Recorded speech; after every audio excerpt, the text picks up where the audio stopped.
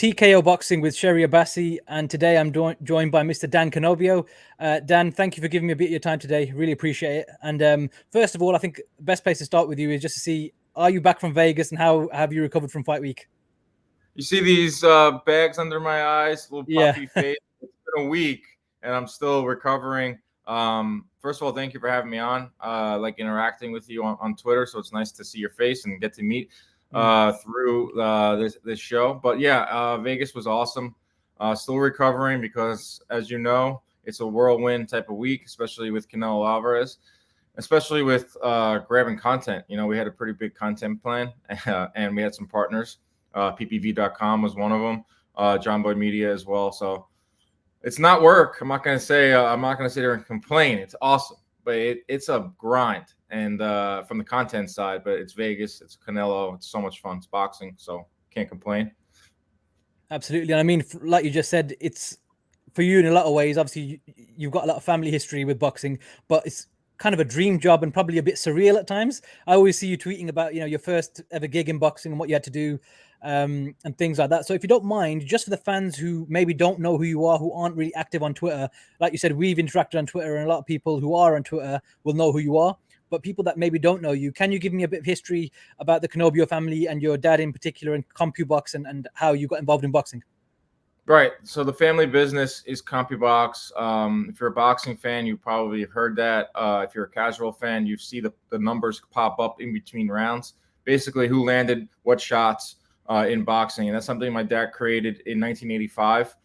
Him and his partner at the time, Logan Hobson. And their third or fourth fight was Hagler-Hearns. So he was there at one of the greatest fights ever. Just kind of came. His story is nuts. You should get him on the show one time. Like how he just, was sitting around just like at a job similar to what I have now at John Boy Media, at a job, called Sports Information Database. Him and Logan were just sitting around and they were watching a tennis match, and like literally a light bulb went off above his head, my dad's head. It was like, how come there are no stats in boxing? There's tail of the tape. That's it. Height, weight, reach. Those are the only numbers in boxing up until 1985. So he's like, if we can figure out a way to count the punches and have the computer track them and then display them on the screen in between rounds, I think we have something here.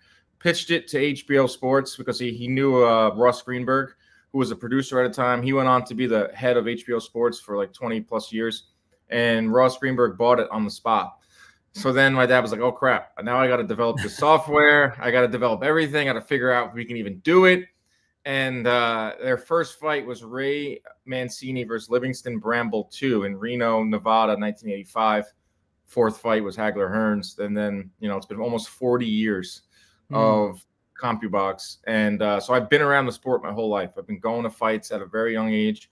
Mike Tyson was holding me at age 3. 5 days after Buster Douglas knocked him out. Arturo Gatti fights growing up and going to the Garden as a kid, and very, very, very fortunate and very lucky to be around the sport and meet some of these wild personalities, and also like kind of take notes. Watching a Jim Lampley rehearse and just being around HBO production really opened my eyes to the production side. So I always knew I wanted to do something in sports, and always wanted to do something with boxing because it's just in my blood. So long story short, I've been around the sport for a long time, and now I am creating content around boxing and getting to show off these crazy personalities in the sport. So I love it. Yeah, Dan, just to rewind for a second, the moment that you have spoken about Mike Tyson holding you after the Buster Douglas fight, that's an unreal story. I know you're only young yourself, you're only a little kid, but for you to be able to tell that story over and over again, that never gets old. One of the most significant historical moments, not just in boxing, but in all sports, for someone like Mike Tyson after losing that fight. That's crazy. Nuts, that is crazy. I'm trying to pull up a picture of it. Like it was 4 days after he got knocked out by Buster Douglas. So it was February around 15th to the 16th, 1990. And it was at HBO Studio in New York City because I don't know if you remember this, but Don King was really trying to reverse the outcome. He was calling for a long count. He thought that the judge, the referee, gave Tyson a long count. He was up at 10 or up at 9, and they wanted to have a big HBO presentation. HBO had a ton of money invested in Tyson at the time, So that was why we were there. And I just tagged along to work with my dad. I was literally 3 years old, and I was sleeping on my dad's shoulder. And my dad tapped me and goes, "Hey, do you know who that is?" And I jumped up and I said, "Oh, that's Mike Tyson." And then here it is right here. And so get it up on the screen. There it is. Yeah, I've seen this. Yeah. See the date, man? Yeah, that's crazy. 1990. Buster Douglas Tyson is February 11th, 1990. Wow. A lot of denim in that photo. Yeah. Yeah, it's crazy, man. That was a wild one. I was able to show that photo to Mike on a few occasions, and it's a great little thing to have with Mike. So every time I see him, I bring it up, and he loves it. Don't blame you, Dan. If I had a story like that, I'd be milking that everywhere I go. I can't blame you. I gotta go through the well with that story. I'm sure some people are like, "All right, enough with this damn Tyson." No. You've got to bring that up every time you can, Dan. Not a problem. Yeah. In terms of Compubox, like you said, it's been around for nearly 4 decades in the sport of boxing. And from the story, like the brief history you've given, it took off straight away as a concept. How much evolution has Compubox gone through over the last 40 years from a technological standpoint as we've moved forward through history? How much has it developed? And are there still things that you're adding to it now? Yeah, that's a good question. For years, it was pretty much the same thing. Like my dad always wanted it to be simple. You know, boxing is a simple sport. You see a 1-2 and a power punch. It's not like MMA where there's a million different ways to win a fight. It's pretty simple. So we wanted to keep the system simple. But as you know, like sabermetrics and all advanced metrics, all these stats now in sports. So we have to adapt. And for a while in the 90s or late 90s, early 2000s, we were tinkering with a chip in the glove to measure force. And that's just something that never got off the ground. HBO Sports was working with us too. A lot of the fighters didn't want anything in their gloves. As you know, there are so many glove companies, so we would have to work with 5 or 6 glove companies. And also, the best way to measure a punch, the force of it, is in the front of the fist. We were putting the chip in the wrist. So it really wasn't an accurate metric for that. So that's something that I've seen around in MMA, and I've seen some other companies messing around with it. I don't know exactly how accurate it is. But from there, we have instituted for a while, we had where the punches are landing on the body. I know HBO was using that for a while. We also had CompuTrack, which was tracking the fighter's movements in the ring to see how much a fighter moves in there, how much time they spend on the ropes, how much time they spend in the center of the ring. And then as of late now, we're going to start getting into the AI. I mean, everyone is doing it. There are ways to track punches with AI, and it's something that we're tinkering with. I'm very excited about that as well. So you got to stay ahead, man. I mean, there's so much technology out there. It is a simple sport and a simple program, but it's always about, bringing more stats and bringing more numbers to the fans at home. Absolutely. These little intricate details are what keep the fans coming back as well. It's always a talking point. Like last weekend, there's a lot of obviously negative feedback about the fight from the Charlo standpoint, low volume and not really engaging and all that side of things. So it's always interesting at the end of the fight when you get a chance to really look at punch stats, or when you look at a fight with someone like Chocolatito or someone like that who just throws so many punches. And, it's always good to know. Good thing you brought up, because I forgot that we have now a thing, our combination punching report. Something we've been putting out lately is who throws the most combinations in boxing, 2 or more punches, and it's Chocolatito. He throws like 3, 4, 5 punch combinations, and then who throws the least? It's some of the heavyweights out there, like a Wilder, who's pretty much just a 1-2. So that's something we've instituted as of late, is the combination report, and it's very, very interesting. Yeah, but like I said, my brain just instantly thought of him, and just by chance he was the guy, so that makes sense. Dan, in terms of last weekend, since we mentioned Canelo and Charlo, obviously it was billed as undisputed versus undisputed. It was still a big fight. There's no denying that, because hindsight, people say, oh, it wasn't a big fight, it never should have happened, all these sort of things. I appreciate Jamal was 2 weight divisions below, but he was an undisputed champion. He'd earned all those belts in the ring, fighting good fighters and getting the wins by stoppage. What do you think went wrong for him on Saturday night? Because a lot of criticism has been thrown his way, lack of ambition, embarrassing, disappointment, all these things. Did Canelo just look that good, or did Jamal not do enough to really give himself a chance?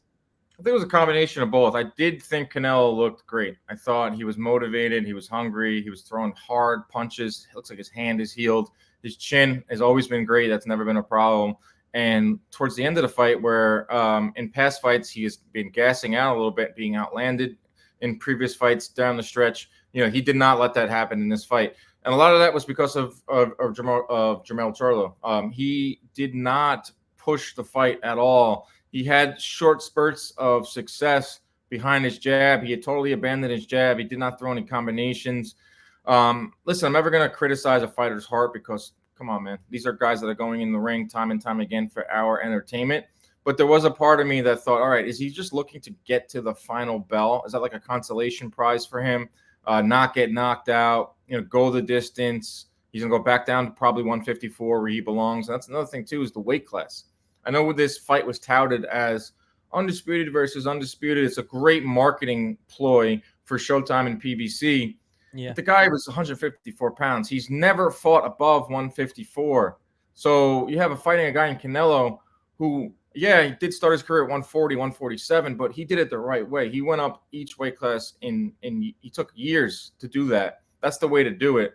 And Canelo has taken punches as high as 175, never knocked down or really hurt against Bivol or against Kovalev. So he's got the chin and he's got the power at 175. You're going up against a guy that's fought at 175. So Charlo, who's never went above 154, it just wasn't. It was a bridge too far for Charlo. But there were some questions about. I think those questions are fair about whether he was just trying to make it to that final bell.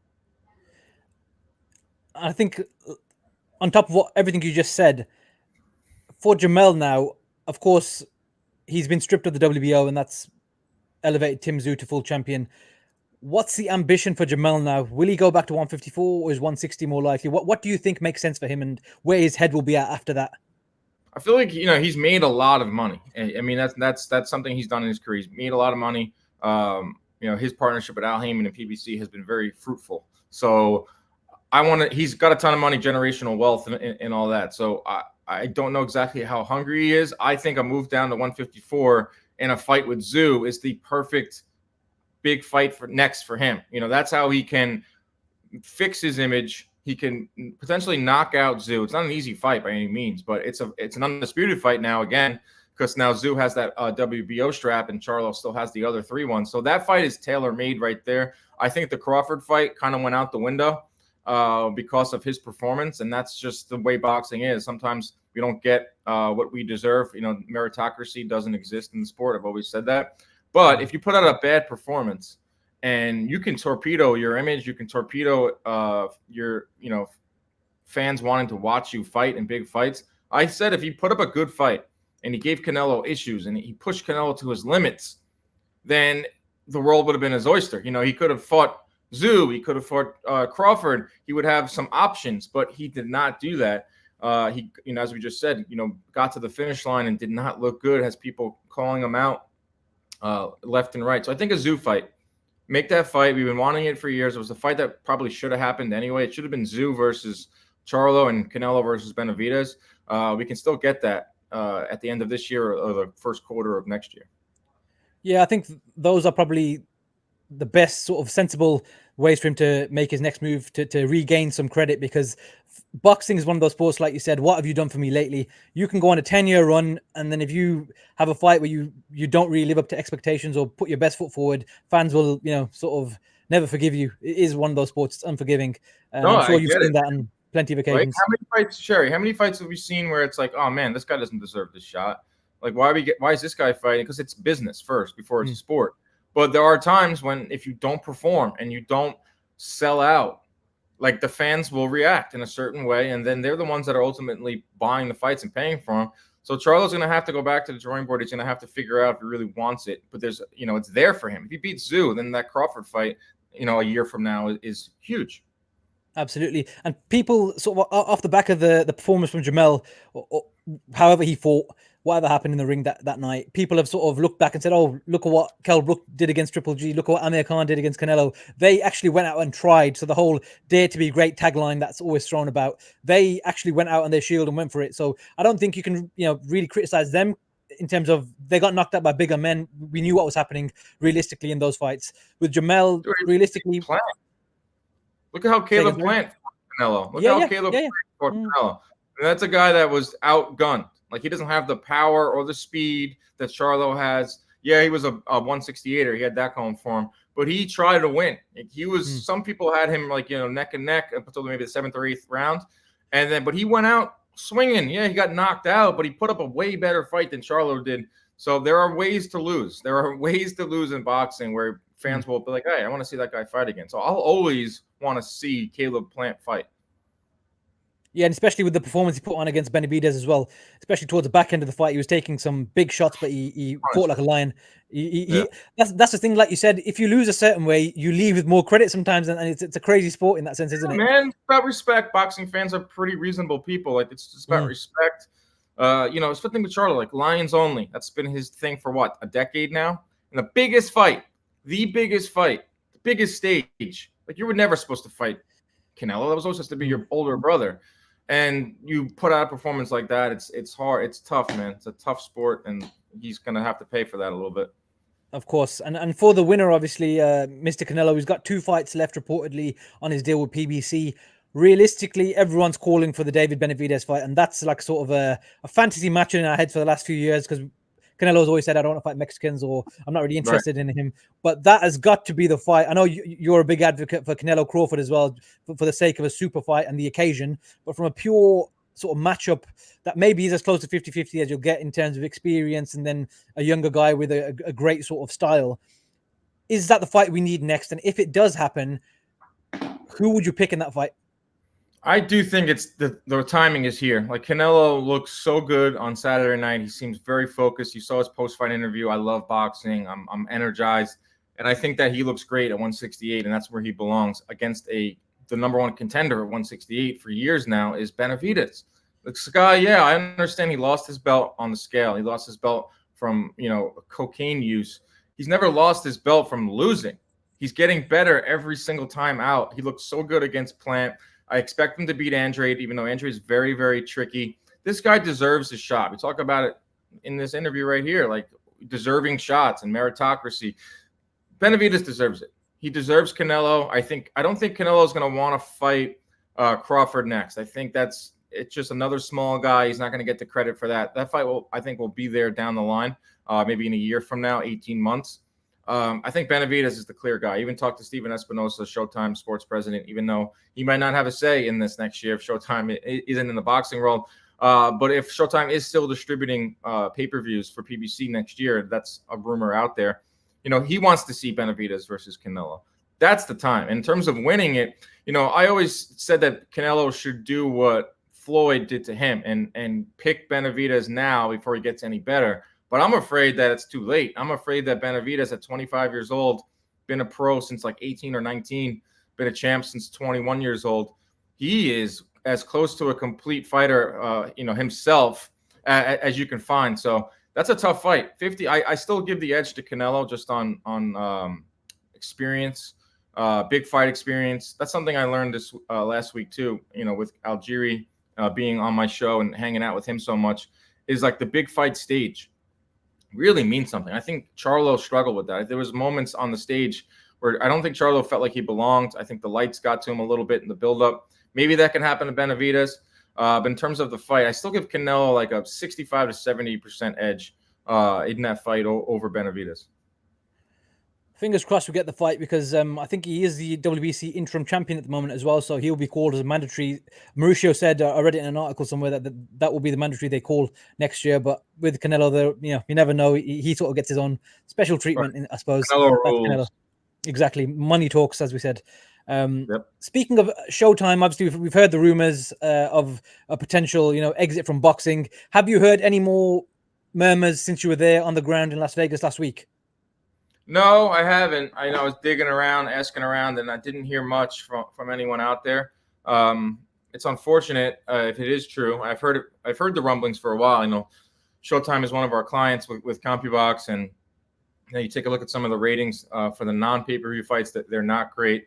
And you take a look at the landscape of media where Showtime seems like they're going to fold into Paramount Plus, and Paramount Plus took a look at the boxing numbers and said, yeah, the pay-per-views are great, but the full catalog is, not up to what we want to put on our streaming service. So if it is the end, that's unfortunate. It's another big institution of boxing gone. But as a fan, I'm interested to see what's next. Like, Al Heyman is the ultimate deal maker. like I'm pretty confident he probably already has a deal pretty much lined up, and Amazon Prime seems like a rumor out there. So it's unfortunate that we won't get Showtime anymore, but I'm excited to potentially Amazon Prime, which 150 million subscribers. So that's pretty crazy. Excuse me. No problem. On the topic of Showtime, on a more positive note, Ryan Garcia versus Gervonta Davis, Spence Crawford. Then we've had Canelo versus Charlo, and now, once it's announced officially, Demetrius Andrade and Benavidez all on Showtime pay-per-view this year, as well as on the lesser cards, we've got some great fights like Boots Ennis against Villa. Showtime's had a great year, so even if it is the year that they choose to bow out on, I think historically 2023 is a year that we can look back on and say, wow, they really delivered. And for yourself, I came to Vegas for the first time ever for the Spence Crawford fight. I met Chris Algieri on the way out of the arena. He was in a rush. I met him, managed to get a photo, and I spoke to him. And I asked about you. I said, "Where's Dan?" But I don't think he heard me. And then he sort of rushed off. Were you there for the fight? I think that was when we wanted to do our post-fight pod. We want to get that out as fast as possible. So we literally, once the stoppage happened, we were running out of that arena, like running of the bulls. So it was chaos, and we wanted to get back to that tent in order to to do the pod and get it out as fast as possible. That was chaotic. That trip was fun as hell. But yeah, it's awesome you met Chris. He's a great dude, and I learned so much about boxing from him. I thought I knew a lot about boxing, and then I did have him as my co-host now, and he is an encyclopedia, and he knows the sport inside and out. And like you said, I suppose having that first-hand knowledge as a fighter, when you put the videos out this week of him sort of doing combinations and fighting, unreal, right? Fighters. Exactly. So that inside knowledge of actually having a guy who's lived that life, that's a different level. Me and you, again, well, no disrespect to yourself, obviously you've grown up in the sport, so you've seen things from certain vantage points. I'm just a fan from home, and a guy who's interviewed people or gone to fights live, that's very different as well. But for a guy to actually be in the ring and live that life, become a world champion, share the ring with Pacquiao. Yeah, Manny Pacquiao.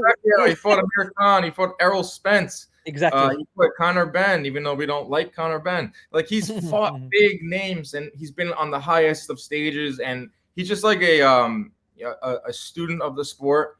I think he'd be a great trainer. I think he'd be a great manager. I think he'd be a great, he did a lot of fight camps in the past, like diets and stuff. He has a degree in that. And I think he worked with Danny Jacobs for a while, figuring out a way for him to make 160.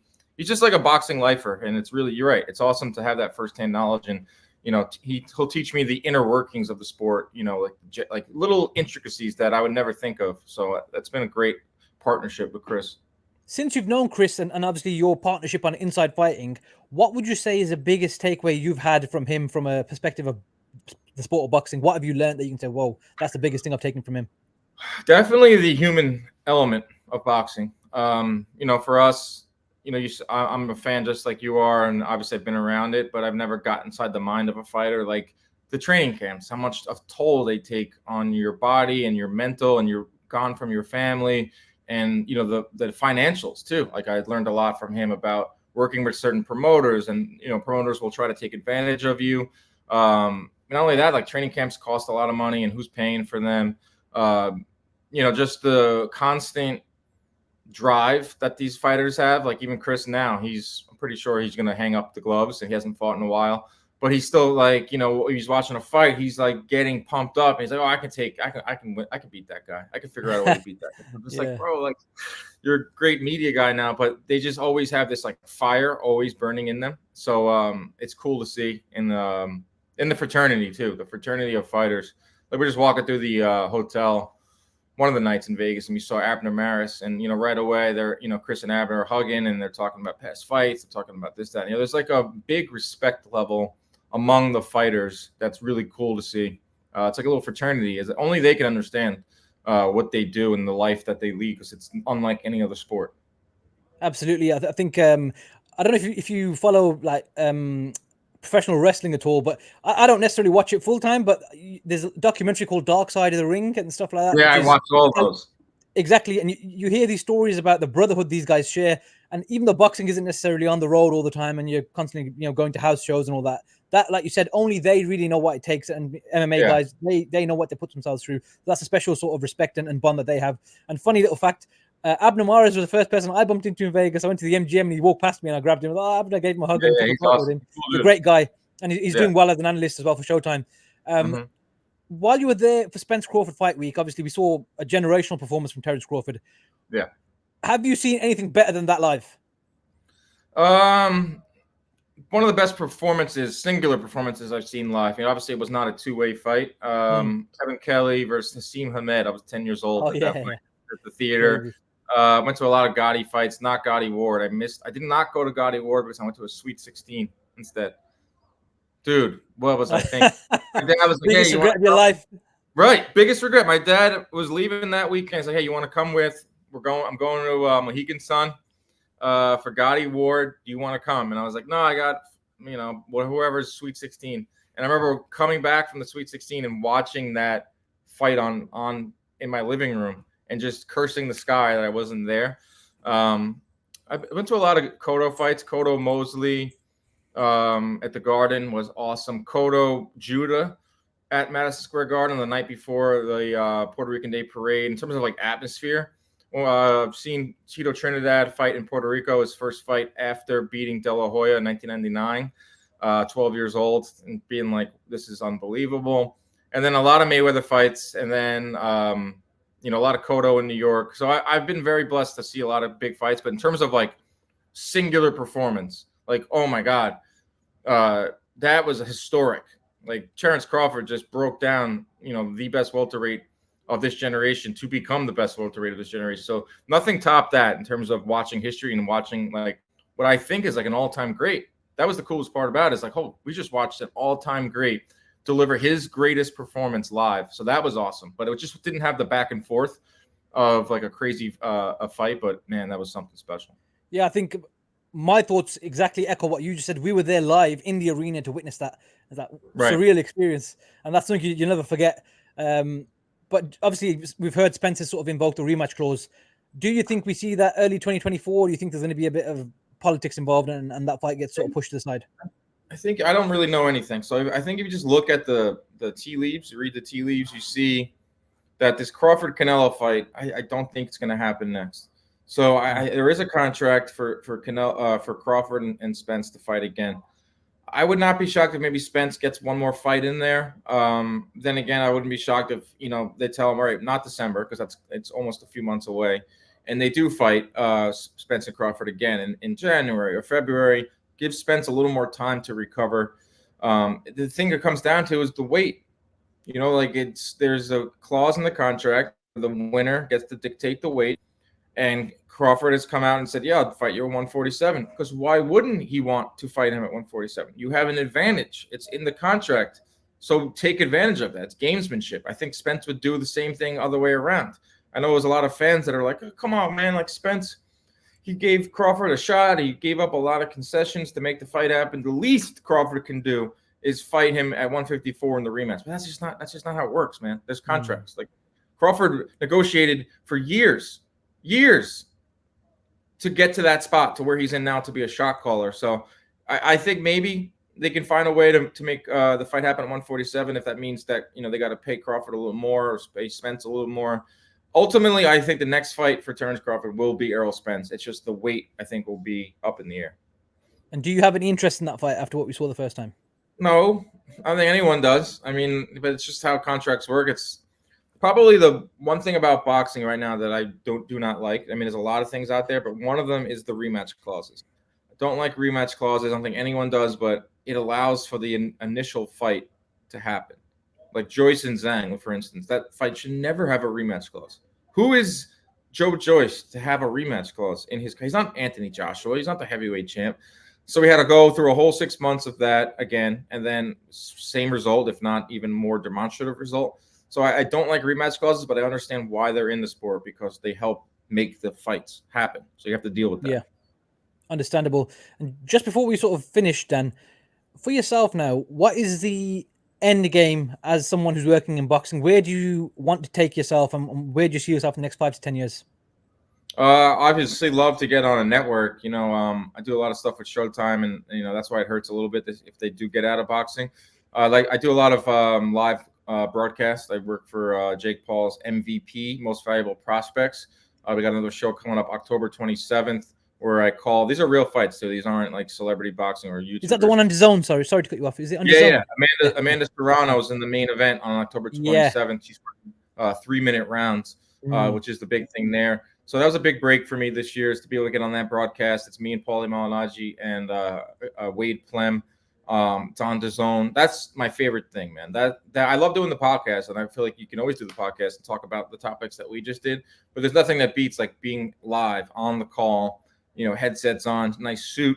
You call in the fights, and that's something that I'm going to continue to do and keep on growing that until I'm at where I want to be. Either ESPN or one of these big networks, and you see me on the TV, man. That's going to be a game changer. Like you said, taking it from when you were young all the way through to now, that is sort of be a. Might as well. I've put in all this work, man. I mean, I'm going on 36 years on this earth, especially in the boxing world. So like, I might as well keep going and try to get to the top in terms of broadcasting. Yeah, exactly. You've given your whole life to it in a lot of ways, so why not really take it to the top? And fingers crossed, hopefully you do get to do that, Dan. Before we go, Dan, just two very quick fire questions. Number one, your personal favorite fight of all time. Personal favorite fight of all time. Hagler, Leonard, or Gotti Ward one. I mean, these are easy ones. I'm not going to get all like hipster on you and give you like a fight, Friday night fights or something. But Hagler, Leonard, because of the historical impact of it, and really good fight, and something that's still being debated to this day between who won and legends and all that. And then Gotti Ward, I just think, of my era, my generation, our generation, like that's the blood and guts fight. That's the one we're always going to look back at and be like, wow, where were you? And I was not there. I was at Melanie Stafford's Sweet 16. Oh God, I can't believe you did that. But and then the last one for you, Dan. Your current three, forget pound for pound, just generally your current three best fighters in the world and what their best attribute is in your opinion. Best three of all time? Currently fighting. Terrence Crawford. What he does is the range, and what he does is he has the length advantage despite being smaller, and the switch hitting is just next level. He can be in a defensive stance and still hit you with a right hand and not get anything back in return because of his crazy length and reflexes. So that's number one. Number two is Naoya Inoue. The power that guy has, you can hear it through your television, man. It sounds like a shotgun blast. He is unbelievable to watch. When I watch him, I feel like I'm watching a superhero. So that's awesome to watch. And I would say number three is tough because you got the Usyks out there. I really love the way he fights. I love the way Bivol fights. Who am I missing? Canelo. I love the way Canelo fights. I guess I'll go with Usyk right now. I'll go with Usyk because of his size. He's at heavyweight, and he should probably be a cruiserweight. But what he's able to do at his size and take out Joshua twice, take out Chisora, even though Chisora was probably a little past it, with movement and precision and footwork and a beauty of a left hand, like that right there, he's really, really fun to watch. And if you're just going on straight, he's always going to be outsized. So that's fun to watch. Yeah, I think that's a fair top three, Dan. Dan, I just want to say thank you so much for giving me your time today, bro. I really appreciate it. And hopefully, if you are available further down the line, towards the back end of the year, I'd like to get you on again just to discuss the Benavidez, Andrade, and Devin Haney and Prograis as well. Yeah, that'd be good to feature. Absolutely, anytime, bro. You're a big fan of the sport. I like what you're doing. Keep it up. See you all over Twitter. So yeah, man. Whenever you want me on, I'm here. Thank you, Dan. Really appreciate it, man. Hopefully, we'll speak soon. Yeah. Thank you. All right, bro.